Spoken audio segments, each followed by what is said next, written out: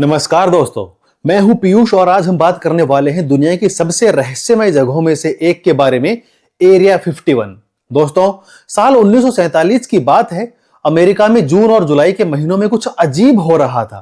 पूरे देश में लोग आसमान में उड़ान भरती तश्तरियां देखने के दावे कर रहे थे। 24 जून 1947 को एक प्राइवेट पायलट केनेथ अर्नोल्ड ने सिएटल के पास एक पहाड़ी के आसपास 9 चमकती हुई अनजान वस्तुएं देखी। उनका कहना था कि ये चीजें 2000 किलोमीटर प्रति घंटे की रफ्तार से उड़ रही थी। इसके बाद तो पूरे अमेरिका में यूएफओ देखने की खबरें आने लगी। मीडिया ने इसे परमाणु परीक्षण स्थलों से जोड़ना शुरू कर दिया। सबसे ज्यादा यूएफओ जहां देखे गए वो इलाके परमाणु परीक्षणों से जुड़े थे। इसी बीच न्यू मैक्सिको के एक किसान मैक ब्रेजल को अपने खेत में कुछ अजीब मलबा मिला। टिन फॉयल, रबर और लकड़ी की पतली छड़ें।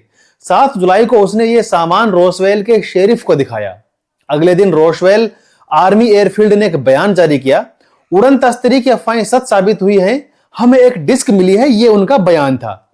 लेकिन अगले ही दिन सेना ने अपना बयान बदल दिया।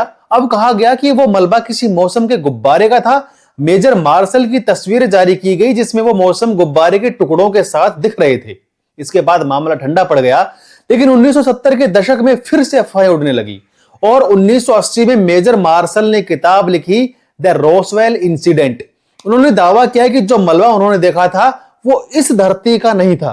लोगों ने नए नए सिद्धांत गढ़ने शुरू कर दिए। कुछ का कहना था कि उस दुर्घटना में एक जीवित एलियन मिला था जिसे अमेरिकी सेना ने एक गुप्त आधार पर रखा हुआ है, और वो गुप्त जगह थी एरिया 51। फिर 2019 में जो रोगन की पॉडकास्ट पर बॉब लोजर नाम के शख्स ने दावा किया कि उसने एरिया 51 में काम किया है। उसने कहा कि वहां एलियन टेक्नोलॉजी पर रिसर्च हो रहा है। नाम याद रखना बॉब लोजर का। इस पॉडकास्ट से प्रेरित होकर एक कॉलेज स्टूडेंट मैटी रॉबर्ट्स ने फेसबुक पर एक इवेंट बनाया, storm area 51, they can't stop all of us. हालांकि ये एक मजाक था, लेकिन 20 लाख से ज्यादा लोगों ने इसमें शामिल होने की इच्छा जताई। जब एफबीआई उसके घर पहुंची तो मैटी घबरा गया। 20 सितंबर 2019 को यह इवेंट होना था। सरकार को लगा कि 30,000 लोग आएंगे, लेकिन असल में सिर्फ 6,000 लोग ही वहां पहुंचे। यह एक शांतिपूर्ण पार्टी बनकर रह गई। किसी ने एरिया 51 में घुसने की कोशिश नहीं की। दोस्तों, अब मैं आपको एरिया 51 के असली इतिहास के बारे में बताता हूं। शीत युद्ध की बात करें, वो शीत युद्ध का दौर था। 1950 के दशक में अमेरिका और सोवियत संघ के बीच कोल्ड वॉर चल रहा था। अमेरिका को एक ऐसी जगह चाहिए थी जहां वो गुप्त रूप से स्पाई विमानों का परीक्षण कर सके। नेवाडा के रेगिस्तान में ग्रूम लेक नाम की एक सूखी झील के पास ये जगह मिली और यही एरिया 51 बनी।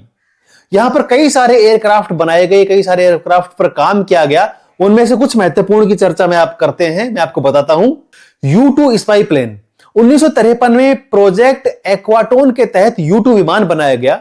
यह 21,000 मीटर की ऊंचाई पर उड़ सकता था, 21,000 मीटर की ऊंचाई पर, और रडार में पकड़ में नहीं आता था। सोवियत संघ पर जासूसी करने के लिए इसका इस्तेमाल किया गया। Through the 1950s, UFO sightings become the convenient cover-up for U-2 flights. But on May 1st, 1960, America's top-secret spying mission is blown when the USSR downs a high-flying U-2. SR-71 Blackbird, जब 1960 में एक U-2 विमान मार गिराया गया तो SR-71 Blackbird बनाया गया। यह आज भी दुनिया का सबसे तेज विमान है, 3,400 किलोमीटर प्रति घंटे की रफ्तार के साथ। जब ये गुप्त विमान परीक्षण किए जा रहे थे तो लोग इन्हें देखकर यूएफओ समझ बैठते थे, क्योंकि ये सामान्य विमानों से बहुत ऊंचाई पर उड़ते थे। मैंने बताया ना, 34,000 मीटर। इनकी शक्ल अलग थी। सूर्यास्त के समय सूरज की किरणें इन पर पड़ती तो ये चमकते हुए दिखते थे और इनकी रफ्तार बहुत तेज थी। सीआईए ने इन यूएफओ अफवाहों को बढ़ावा दिया ताकि उनके गुप्त कार्यक्रम छिपे रह सकें। और 1994 में अमेरिकी वायुसेना ने खुलासा किया कि रोसवेल में जो मलबा मिला था, रोसवेल में ध्यान है ना, वो मलबा प्रोजेक्ट मोगुल का हिस्सा था। यह परमाणु निगरानी के लिए बनाए गए गुब्बारे थे जो सोवियत संघ यूएसएसआर के परमाणु परीक्षणों की ध्वनि तरंगों को पकड़ सकते थे। Newly released CIA documents officially acknowledge the site for the first time. But if you're looking to gain insight into aliens or spaceships, you might be disappointed. Bob loser ने एक दावा किया। बॉब लोजर ने बताया कि उसने MIT से पढ़ाई की है। वो एरिया 51 में एलियन टेक्नोलॉजी पर काम करता था और एलियन स्पेसक्राफ्ट एलिमेंट 115 से चलता था। Element 115 is a super heavy element. But it's a unique element. When it's exposed to radiation, it produces its own gravitational field, its own anti-gravitational field, and it's what's used to lift and propel the craft and create distortions around it. भाई आपका knowledge तो कमाल का है भाई का। लेकिन सच्चाई ये निकली कि उसकी MIT की डिग्री फर्जी थी। 2003 में रूसी वैज्ञानिकों ने एलिमेंट 115 जिसे मास्कोवियम कहते हैं वो बनाया था। इसमें कोई ग्रेविटी फील्ड नहीं बनती। फिर CIA ने खुलासा किया 2013 में। CIA ने आधिकारिक तौर पर एरिया 51 के अस्तित्व को स्वीकार किया।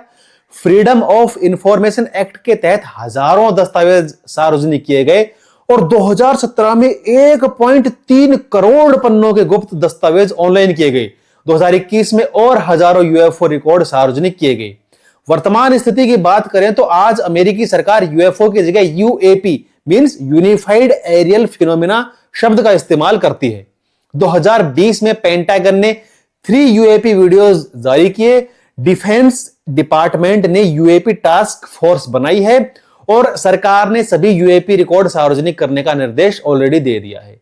एरिया 51 आज क्या है? आज भी एरिया 51 अत्याधुनिक विमानों के परीक्षण की जगह है।